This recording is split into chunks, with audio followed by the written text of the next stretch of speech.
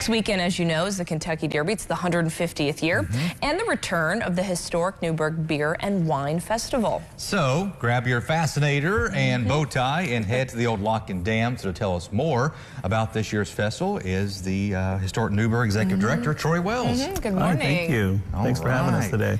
It's exciting. It was a fun event last year. What's new this year? Well, last year was actually the newness for us because we added the beer to it. So we're definitely going to stay with that theme right there, but we're going to add a few more things to it this year.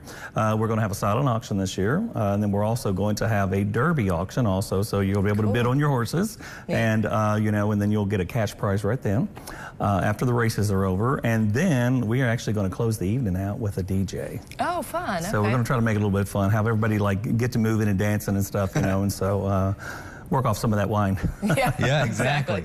So what made you decide to go with a silent auction this year?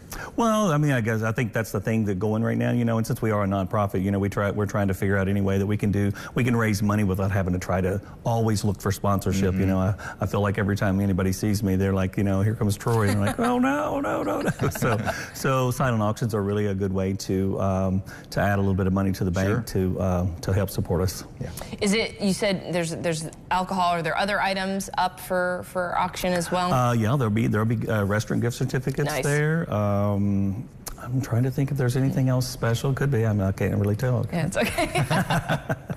So how does this all work? It goes from 1 to 8, but just come and go as you please. Come and go as you please. You can either buy tickets online right now, historicnewburgh.com, or you can get tickets at the gate. Then you can kind of come and go as you please right there. We will have an alcohol designated area, but other than that, you can move about the park as you wish. And this actually is kind of a free event also, too, for the family, because the only thing that you have to pay for is the wine tasting. Okay. The rest of it, we have food trucks for all the families, so anybody can come to that part. Okay. And then we have live music, too, and so then anybody's welcome to come for that. So you don't have to be a drinker or want to partake in that. You can just come and enjoy the day. All right.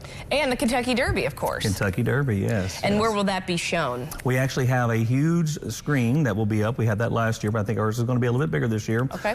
So it doesn't matter if it's gray, sunny or whatever, you're going to be able to view it very well. It was a super huge amp for the day for us last year. So we're looking for that. And it's live right there, so you can almost feel like that you're at Churchill Downs. Any kind of contest? I mean, she has countless fascinators. So. I do.